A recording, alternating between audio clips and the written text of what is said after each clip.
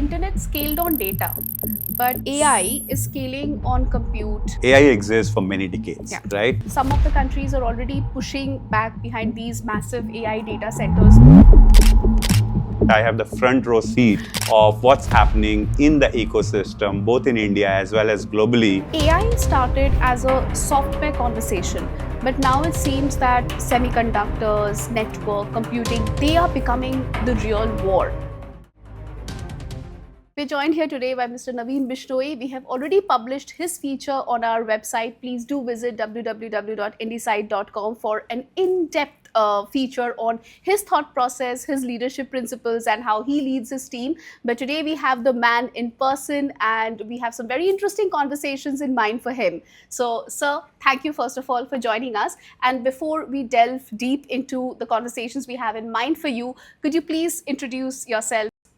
Sure. My name is Naveen. I am based out of Bangalore. I represent Marvel Semiconductors, which is a fabless chip design company where we design the chips for the AI data center and cloud and enterprise market. I've been in the semiconductor/VLSI industry for the past 3 decades, working at Texas Instruments, Freescale, and an IBM, which got into Marvel a few years back. Have been doing chip design end to end, so have been part of the innovation or the transition that we have seen from the early internet to mobile to networking, cloud, and now into the AI. I recently have started participating in the India semiconductor ecosystem. I'm part of the executive council for IESA, which is the Semiconductor Association for India. I'm the chairperson for that association for this year. So I can say that I have the front row seat of what's happening in the ecosystem, both in India as well as globally, and have an opportunity to ensure that I can drive some of the initiatives and ensure that India is an equal partner in the semiconductor journey globally that we are all taking. AI started as a software conversation, but now it seems that semiconductors, network, computing, they are becoming the real war. When did that shift happen? AI exists for many decades, right? But for a lot of us, I would say the mass population, AI kind of came when in November 2022, we had a tool called as a ChatGPT released and everybody got hooked onto it. Like, it has broken all records to be the fastest to reach a 1 million user time frame, right? And when we looked at it, ChatGPT was a software application. It can run on your phone or on a laptop, where you can go and ask a question, draw an image, draft an email, and things like that. And so it looked like it's a software, just like many other things. Slowly, as we started realizing that when we start asking questions, and based on the answers, which was sometimes correct and sometimes incorrect, and we called it hallucinations, we started realizing that we need to train it more with respect to more data. And secondly, also saying is that how quickly can we get the response rather than waiting for few seconds or minutes. We've been used to a search, so-called as phenomena, where we get answers in milliseconds. And that's when we realize that it is driven by a humongous data that needs to go and fit into a humongous compute there. Just for example, to train a GPT model, latest GPT model, you need millions of compute, what we call as the general purpose GPUs or custom XPUs. Imagine millions of them connected, which all consumes sometime around 1,000 watts of power. And it could be in one building, or it could be multiple buildings, or it could be multiple cities and all of that. So now you not just have the compute and a power problem statement, you also have a connectivity problem, that how do you connect them and ensure that they are really fast and efficient as you would need. And hence the so-called as realization that the foundation for AI and its effectiveness is driven by the hardware infrastructure that we put in, and the so-called as challenges and opportunities that comes along with it. And that's when the realization came, is that, hey, yes, the software is the way you and I will interact with it, but the enabler remains the semiconductor silicon infrastructure beneath it. So the internet scaled on data, but AI is scaling on compute, power, and speed. Where do you think the bottleneck comes henceforth? I mean, where can the bottleneck come from here? So I think initially when it started, the bottleneck was how fast we can compute, right? And that's where we are seeing every year there is a enhanced new general purpose GPU or XPU starts coming in, and we say this is faster, this is bigger, this is bulky, and all of that, right? We are connecting so many of them together. What we have started seeing is that we have reached to a point where we are connecting millions of them together. And when you start connecting millions of them together, you get into what you call as the networking challenges. The study shows that 50% of the time, your data is actually moving on the network rather than being processed on the compute. In which case, if the data is not moving at a fast pace, your compute is sitting idle or inefficient. So you spend so-called as thousands and ten thousands of dollars by building this, but it is sitting idle. Stagnant. So for that is where the networking needs to improve. So definitely the current bottleneck is significantly networking, and how do we make this networking faster? The second thing is that for the first few years, it was more training and very few inference. And just so that you understand what do you mean by training and inference, training is when somebody is creating the model and the application so that you have everything ready to go do whatever you want to do, write a code, build an image, and do something. Inference is when you and I as individual user come and put a prompt and say, hey, I want to do this. Now that's a personalization, just like search or a prompt that we are doing. In that case, you don't need the huge infrastructure that you have put in. You need a small infrastructure, but that should be very fast. The movement should happen and the result should go back. So, and then when you are doing that, you can have text, you can have image, you can have voice, you can have video. So your so-called as use case is significantly different, and each one of them could be huge enough itself. Imagine if it's a 10 minutes video that you are trying to process and get something else. It cannot fit into one compute or a GPU. And hence you need to expand your so-called as the compute and infra to have a set over a what we call as a server, I would say rack, and be able to do that. Now, we have limited amount of memory along with each one of these XPUs as well. As we increase the workloads, which needs a lot of data processing back and forth between different XPU, as well as with some central compute and other stuff, you are starting to hit memory wall as well. So what you are hearing is what we started with, the compute efficiency. We started talking about power and energy, and now we are talking about networking and memory wall that we are trying to solve. So the problems are these that we are trying to solve, and it will continue to evolve as more and more people use it, more and more inference use cases come out of it. Okay. So, there's this saying that you should never meet your heroes. Every time I speak with you, I'm like, ChatGPT was here. Now it's like everything is like, it's so human. So thank you for explaining, and thank you for humanizing it for us. It says that with great power, there are great responsibilities to consider. Now, some of the countries are already pushing back behind these massive AI data centers because of environmental concerns. Where do you think, does AI eventually hit a real world infrastructural wall or a problem? Yes, so there are concerns that are coming in, and primarily because of two reasons. One, the whole sustainability angle. And I told you each one of these computers taking 1,000 watts of power. That's not what we consume in a typical household as well. And then we say we'll have millions of them. And the rate at which data centers are coming up with these ones, it's humongous. Humongous, right? We are talking about in India having few gigawatts of data center already and growing it to close to 8 to 10 gigawatt by 2032 or 2035. Imagine that amount of power. So now the question is that how do you get power? And secondly, how do you cool that heat that gets generated, right, when it's there? So that's the reason sustainability becomes very important, that how do you make it distributed? How do you put it closer to a power source? How do you cool it? Is there a natural way to cool it, right?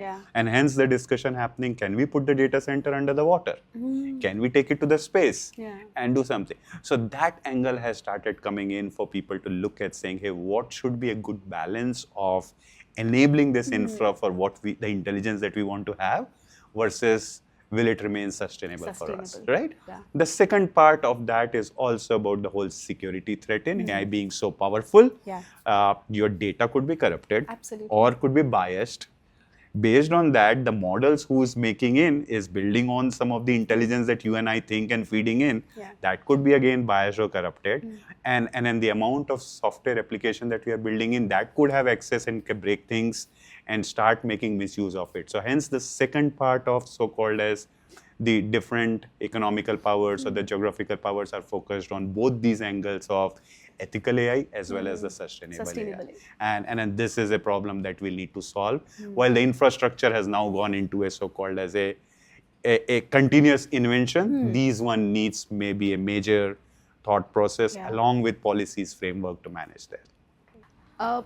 So a very popular narrative right now is that data is the new oil. But do you think that semiconductors are probably the new oil? I mean, what is your thought on it? Yeah, we have started saying that statement, saying we moved from oil to data and now saying semi or chip is the new oil. And then there are three reasons to it. Look at it, right? There is so-called as a geopolitical angle that has come in, right? Everybody realized that your future is driven by the technology that you own. And hence the technology is mostly digital, and hence semiconductor or silicon becomes very important.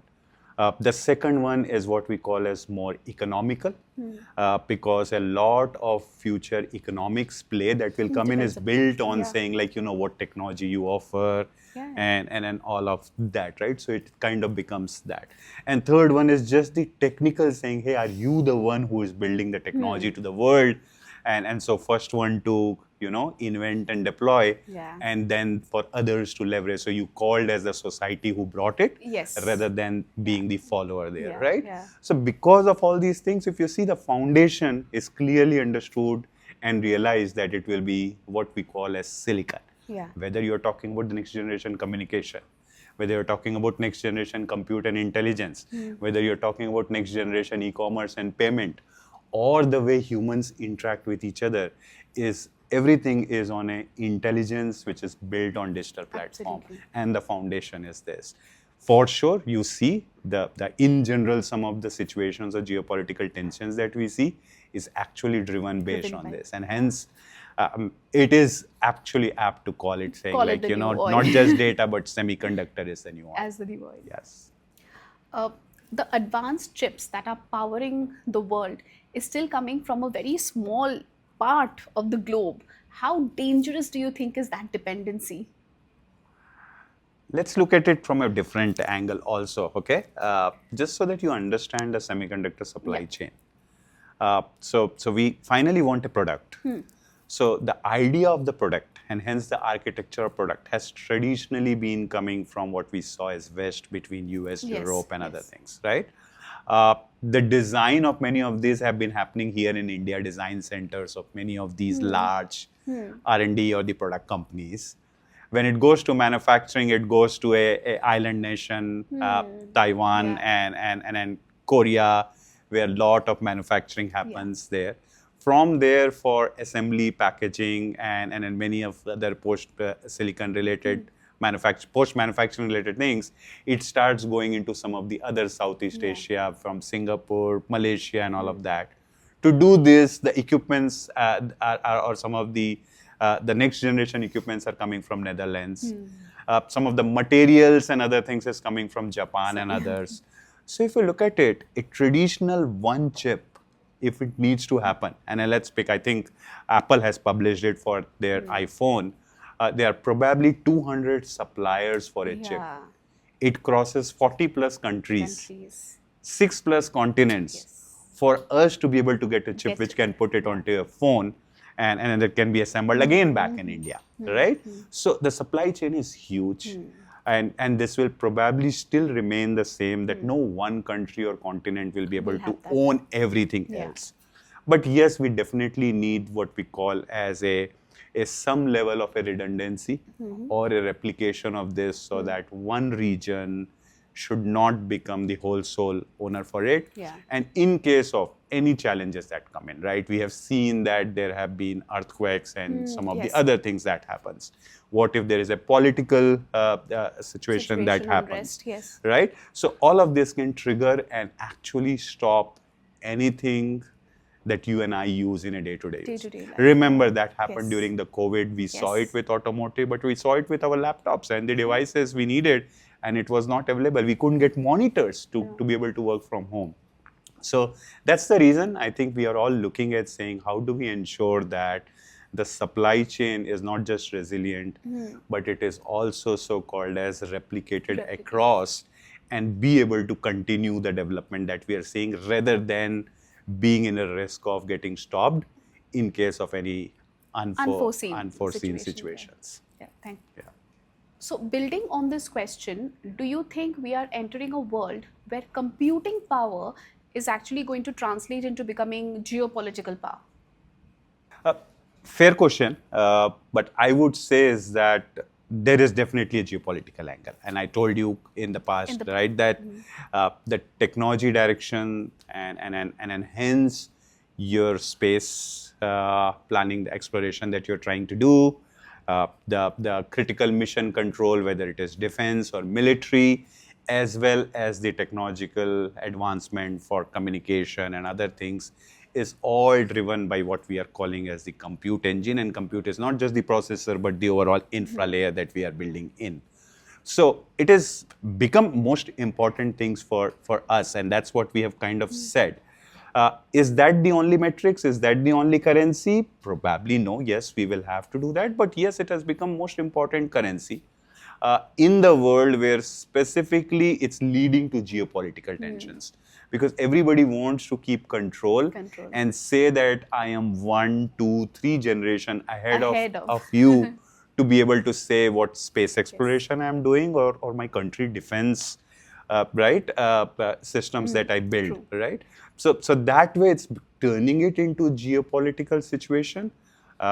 Probably I would still say that what I say, the supply chain resiliency will create maybe a replication of these and ensure there is equal partners from different countries for different things, right from materials to machines to design and manufacturing and then the end product there. So it's there, but I would say it is evolving, and maybe there will be multiple players that will come in to ensure that this can actually move faster. So India has got engineering talent. I think we can all agree on that. But when it comes to semiconductor, there are a lot of other elements that needs to be taken care of. There's leadership, there is patient capital, there is research, that everything comes in. Where do you think India is still lacking? And if we are not able to get to it now, when? Yeah, so fair observation. We have been a design house for 4 decades now, right? They have been doing it. So that's some area that we understand it well. We have been doing it for the world's biggest companies right from here. So any gadgets that you use today has a footprint of somebody from an India design team who has built on it or worked on it, right? But if you divide the semiconductor in general, the development part of it, right, we can divide it into what we call as a materials, machines or equipments, the design, manufacturing, and then assembly and packaging, right? Design is the only one that we were doing. All others were in bits and pieces. With the focus that we have put in as part of the India Semiconductor Mission, we are trying to connect all of these pieces. So you see the announcements that we are building manufacturing, the post-manufacturing assembly and packaging houses here. We are also now starting to look at saying, what about materials and equipments? What kind of ecosystems that we create so that we can have at least some end-to-end supply chain for a specific segment or use cases that we have there, right? But this is going to take time because it's a very, I would say, advanced R&D in many of those things. We are talking about which materials to use, right? And so we are going to the periodic table and saying, hey, we have so many useful elements from there and what we can use, what of them are rare because they are available in limited quantity in only specific regions, to the equipments that will go and process your what we call as a 2 nanometer geometry. That's like something that you and I cannot even visualize it, right? And then similarly going into the manufacturing fabs and OSATs, where it's a high capital, long tenure, patient, I would say, business model that way. So this is work in progress for India, right? To put these things together and ensure that we can have the supply chain. On top of that, if you add the layer saying that how do we build in the R&D so that the future of these is not by a licensed or a bought technology, but it is something that we have figured it out here itself. And that's a layer also that we are building in. But each one of this will take time because we are starting with something that's proven, matured, cost effective, right? So that we can practice and get a mastery of that, and then slowly moved into what we call as a more advanced and for the lower nodes or for the most complex use cases, and then get to be there as well. So this is a long journey. There's not solving in years.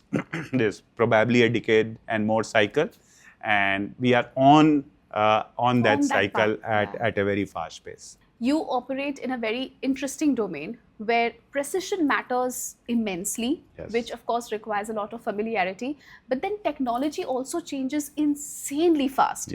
So how has that changed your relationship with urgency? I mean, how do you see urgency in your life? Yeah, so, and I think there are two parts to it, what you said, right? The precision part of it, right? So when we are going into the manufacturing part of the semiconductor, we are talking about a factory where the quality has to be really at the extreme level of, whatever your quality level you have deployed, because we are delivering with a geometry which we can't envision, and any small mistake will stop, and there is a huge millions and billions of dollars that could get affected. And hence the precision comes not just from the machines and the process, but also by the discipline that we follow in the fab, in the factory, by the product line, by the humans and robots who exist together there, right? So there needs to be a discipline and precision that comes right there. But when I come into what my world of design part of it is where the question comes about urgency. The simple fact comes in because everybody wants to announce a new hardware every year and says that, hey, I have the new one which can handle this much parameters, this much tokens, this much power, and all of those things. In which case, how do I shrink from a 3-year cycle into something which is never going to be a 1 year, at least not in a near time, but still something smaller, so that we can actually get it deployed faster into the market rather than taking 3 years.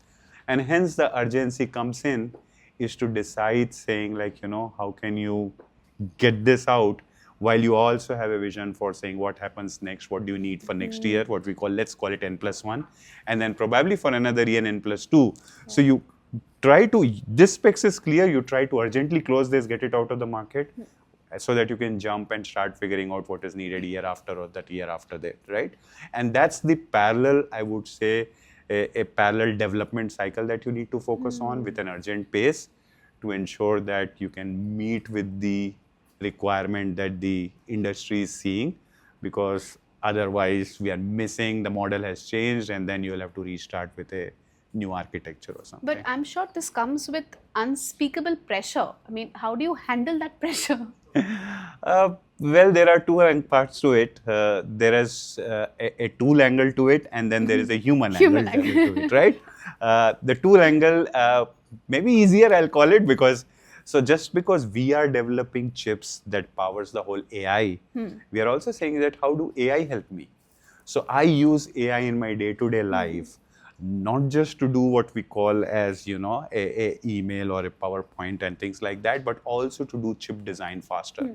Writing code, building circuit, doing modeling, optimization, all of that.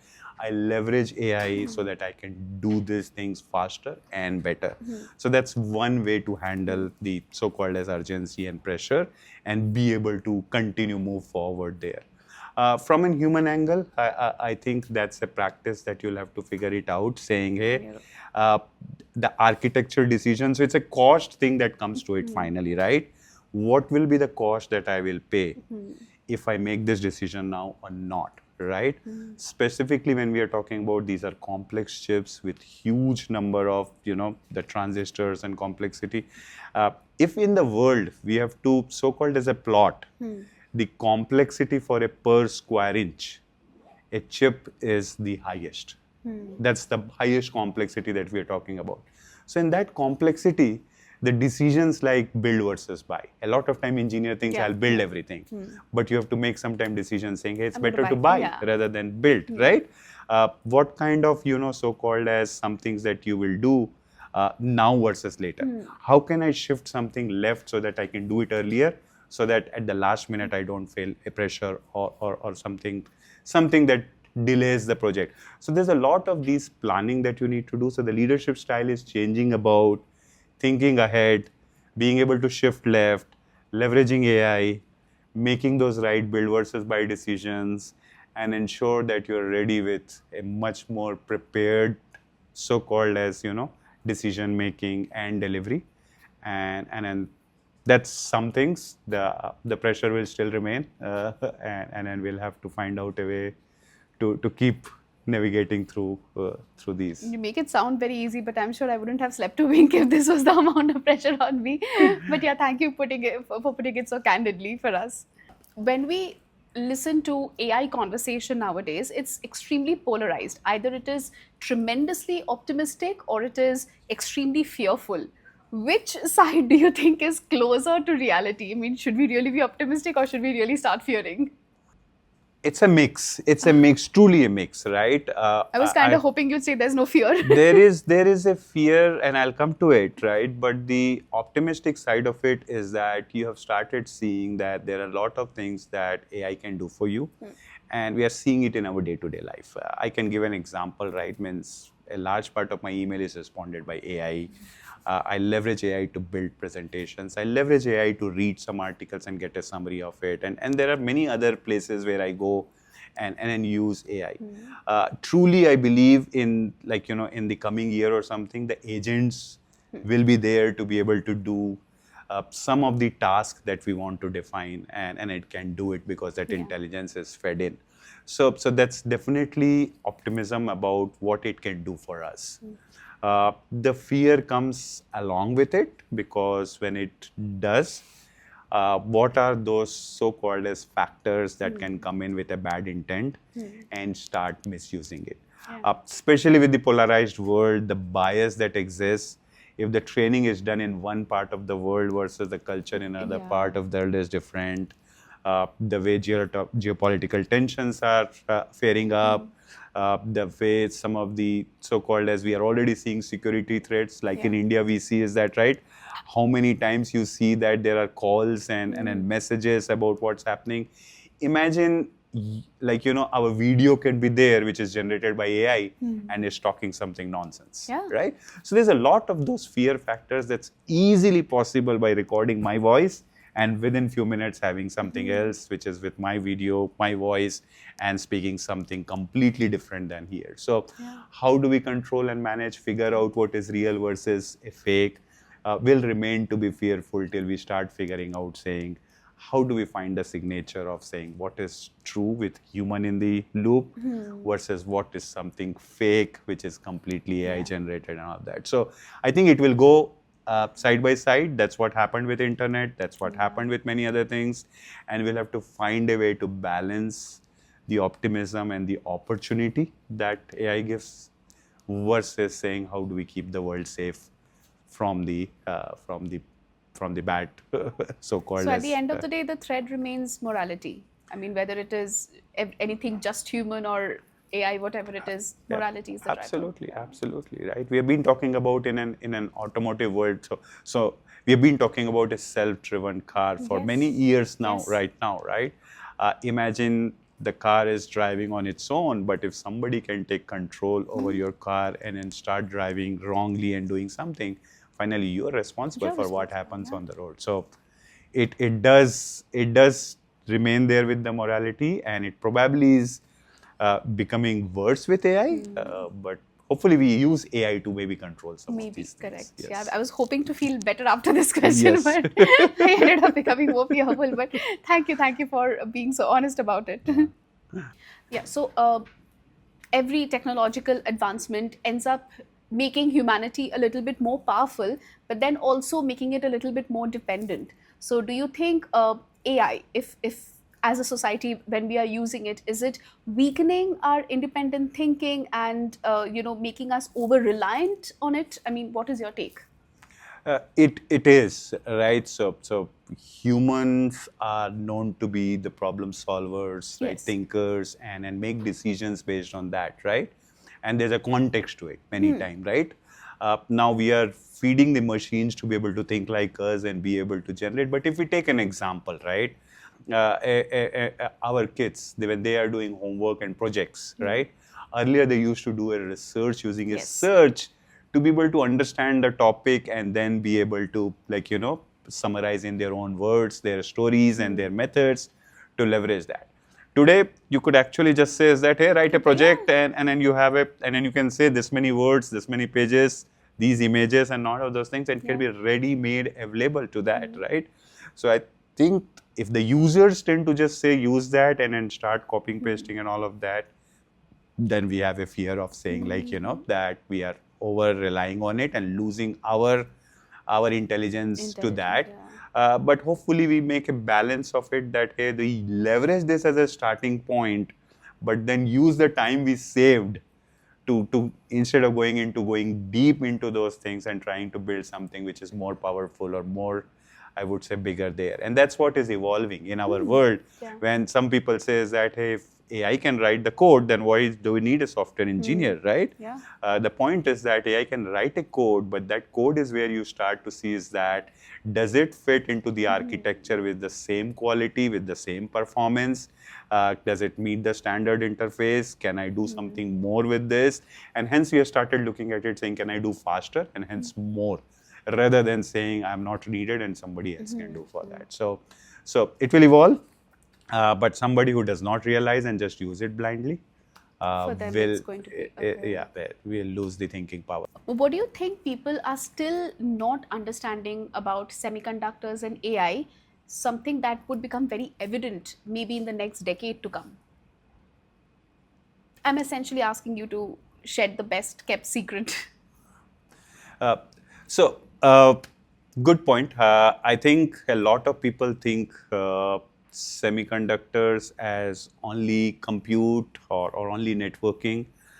We need to realize that it's a complex interface of all of these together, and then build on a stack to be able to deliver what we are seeing today, what we call as a intelligence, right? What people mostly don't understand, that a lot of people think that, hey, first you design the chip and then you build the network and then you build the intelligence on top of it. We are trying to understand, saying, what could we do when we have something as powerful as an AI?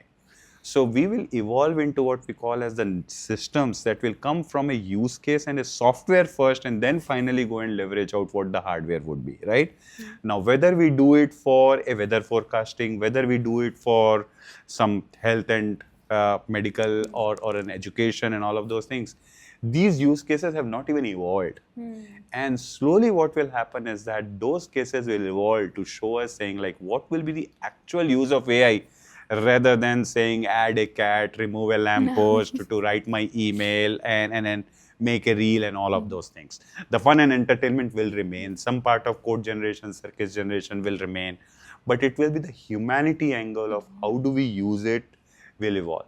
Secondly, part of it is that as of today, the economics is slowly evolving. We are only investing billions of dollars in creating the infrastructure, so that we have a huge, I would say, amount of compute and the infra ready, so that billions of users can use it. Now, those billion of users are still stuck with few use cases, whether it is GPT, Claude, Anthropic, Gemini, and all of those things, right? But slowly it will evolve into the use cases that we will have, which will go into each of those billion users across different region, different geography, and that's will drive the so-called as economy, where you will pay to get the new model and ensure that you can use it for the purpose of saying my health monitoring, my financial management, or anything of that sort, right? So I think what will happen is that the foundations will remain, will keep move forward. So there is something I would say a special that I think is, but the use case of this will be much different when we go and see 5 years down the line, 10 years down the line, and which will be more driven by the economics part of it and a human benefit for the humanity and the benefit of the society. The interfaces get the attention, but the infrastructure holds the power. Yes. Do you think it becomes even true in this AI-driven era?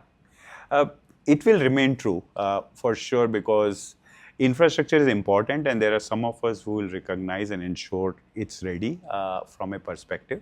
But we're talking about the so-called as making this technology and intelligence reach to the 8 billion people out there. And that outreach will happen with these interfaces, which is these softwares and applications that will come in, right? They don't need to worry about saying, where is the infrastructure loaded? Take for example, your cell phone. When you make the call, you don't care about saying like, how the call is going and traversing and landing it to the right places.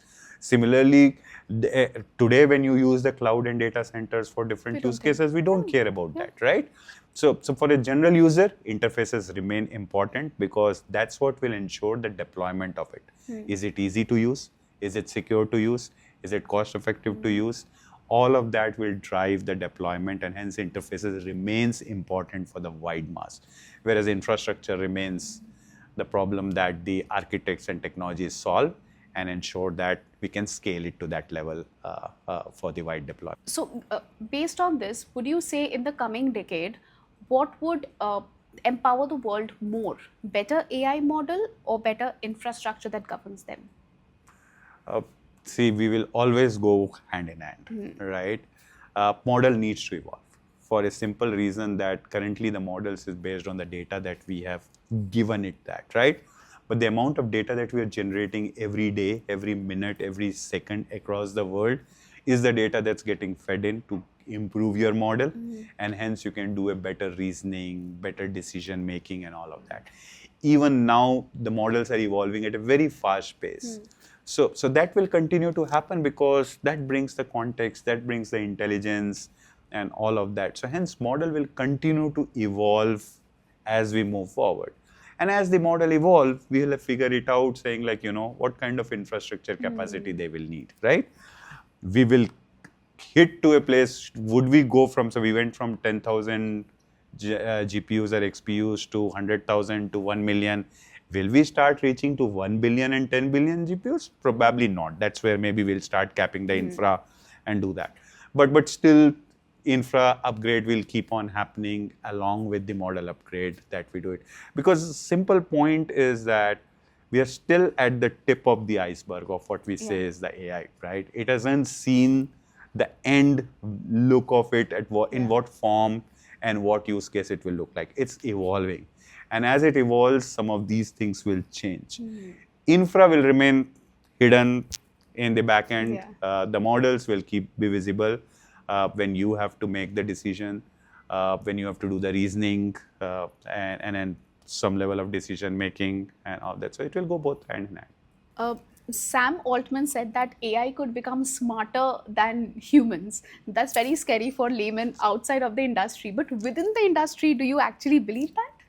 So when you see, right, a decade back, we had a computer play a game of chess, a game of Go and others, right? Winning sometimes, then losing as well. Today we are seeing is that some of these agents or like, the AI tools are able to write exams. Imagine some of them writing IIT JEE or a IAS UPSC exam, and then they're already reaching to a place where it can reach this percentile or this much of this thing. And it will only improve as we bring in more data and reasoning there. There are actually studies that shows that sometime by 2045, probably AI can reach the same intelligence quotient as a human is, right? So I think there is definitely a fact that it will become closer to what you and I think about, right? How does it go hand in hand with a human and a so-called as a physical agent or a robot that it comes in, is the world that we need to define and evolve. right? So that we can work in the same communication methods, so-called as a societal norms, and the compliance and the laws of the land and everything else. That will evolve, but intelligence will definitely grow and reach very close to. So NVIDIA is now building AI supercomputers small enough to fit inside enterprise systems. Does AI eventually become locally powered instead of cloud dependent? Yes, and that's what I mentioned, right? That you will always have, and in three forms, right? One is what we call as an enterprise data center, what you will probably have on your premises for doing your local use cases, workloads, and all that. Second is what we call as over the cloud, that will go because that's where you want to scale into multiple use cases across global for thousands of users and big workloads and all of that. And third one where we'll come in and ensure that there is some of this that can fit in closer to where the end user is, because there could be network challenges, there could be lack of understanding of how the overall ecosystem works, and that's where what we call, that term is called edge AI, right? Edge All of these will coexist in form of saying, like, depending on who the user is, what kind of use case is, and accordingly whether it gets processed locally versus it gets into processed in your premises or goes all over the cloud to anywhere in the world and get you the best or the most optimized solution. So it will coexist. So quantum computing, it sounds very exciting publicly, but within the industry, do you really think it's very exciting, or is it just hype? It's not a hype, but it's in a very early nascent stage to understand and figure out a way to commercialize it. So I think we are in a very early days of a quantum computing. What will it look like? What kind of computing power it can be? And can it be scalable and to make it commercially available, right? So is quantum the future? Absolutely. It opens up the door for next level of computing and all of that. Is it commercial today? No. Not. Probably we'll have to figure it out. It's not a hype, but it is still Not yet there. It's not yet there to get us a leverage that you and I can do it. But a wonderful next generation technology that's coming our way. You had very interestingly articulated about the supply chain and how there are over 40 countries who are involved in this brilliantly crafted ecosystem. But let's put forward a hypothetical. If Taiwan's semiconductor ecosystem stops for a month, what would be the global impact? Oh, huge. Huge. Today, we all know, I think a large part of the semiconductor supply is coming from Taiwan. If you go into the advanced use cases, which comes into these AI data centers, the mobiles and all of that, then its majority of the delivery and share is coming from Taiwan. So if that's in trouble, then we are in trouble about what happens to the supply chain. So India has got no shortage for startup founders, but if you're founding something in this deep tech semiconductor industry, it requires a very different level of patience, uncertainty, knowledge, everything put together. Would you think many aspiring deep tech founders are still misunderstanding about this domain and about what they are signing up for? Yeah, so the biggest thing, if you realize, is that many of these startup founders are probably engineers who have done the chip and the other part of the semiconductor supply chain or the development that we have. So a lot of times they know what it takes to make a chip or a product. What they don't know is that how to sell it, right? Who's the customer?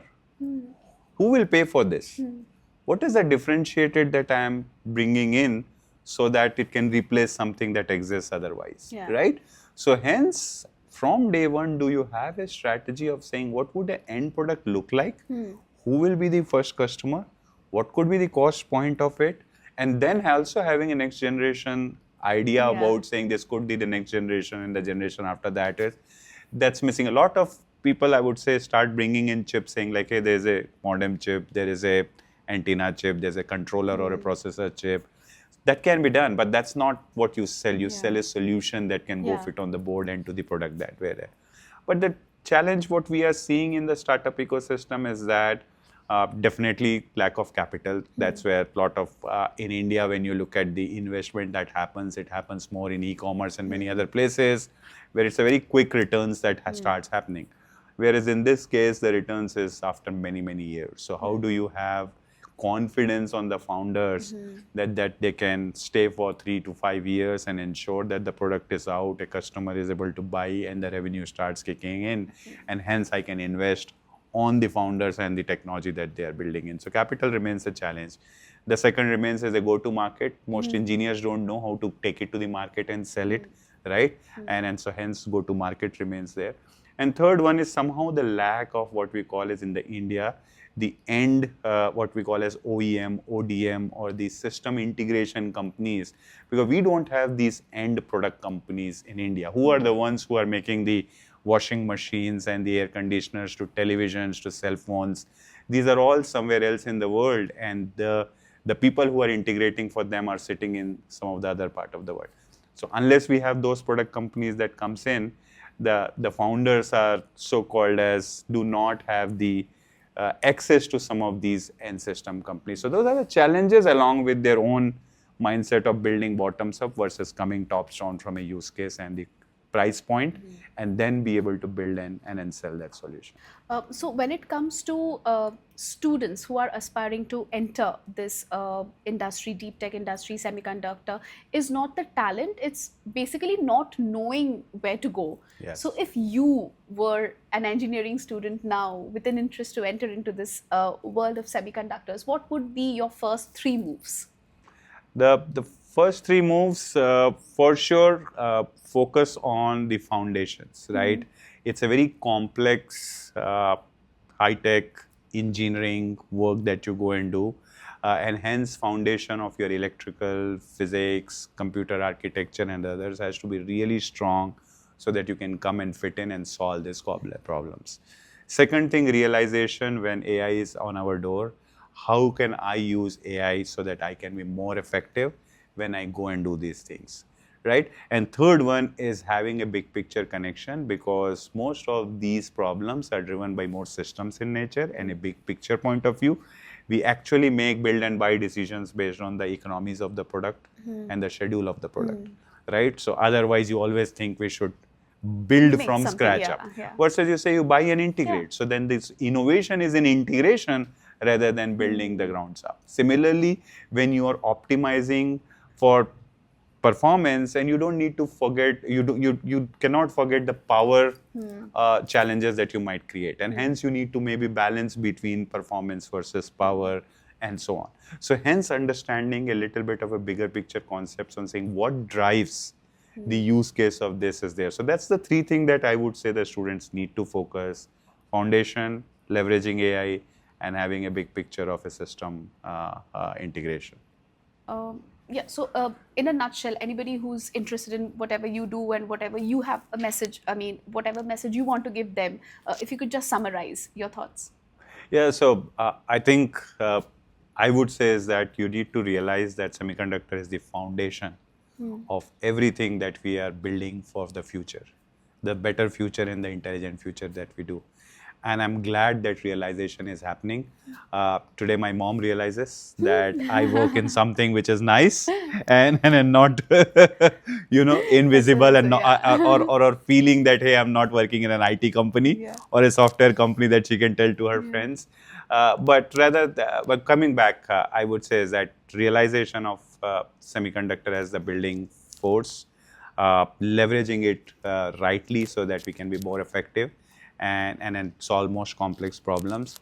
And then third, being agile, because this is still being so-called as evolving, and then trying to be ready as it take the form and shape, which will be economically viable, but also sustainable and ethical. And I think I'm super excited to be part of this journey, having a front row seat, and having a so-called as impact to make India also an equal partner in the global semiconductor ecosystem.